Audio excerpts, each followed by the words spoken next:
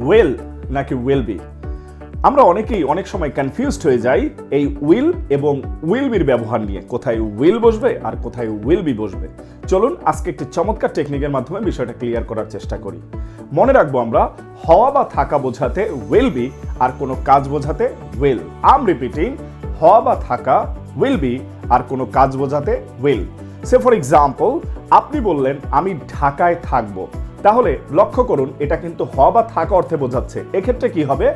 আইল be in Dhaka. I am repeating, I'll be in Dhaka. আর আপনি যদি বলেন আমি ঢাকায় যাব, তাহলে এটা কিন্তু একটা কাজ। এক্ষেত্রে কি হবে? I will go to Dhaka. I am repeating, আইল গো টু ঢাকা। এখানে কিন্তু উইল বি হবে না। ধরুন আমার ছোট ভাই আমাকে বলল আমি ফুটবল খেলবো, তাহলে লক্ষ্য করুন আমি ফুটবল খেলবো এটা একটা কাজ, তাহলে এক্ষেত্রে কি হবে? I'll play football, not will be. আর যদি সে বলে আমি ভবিষ্যতে একজন ভালো ফুটবলার হব, তাহলে এক্ষেত্রে কি হবে? I'll be a good footballer in future. I am repeating, I'll be a good footballer in future. তাহলে আশা করি বিষয়টা আমরা বুঝতে পেরেছি। এবার চলুন আপনাদের জন্য আমার একটা সেন্টেন্স রইল। সেন্টেন্সটি হলো আমি মিজান স্কয়ারে থাকবো এবং মিজান স্যারের সাথে এক কাপ চা খাবো।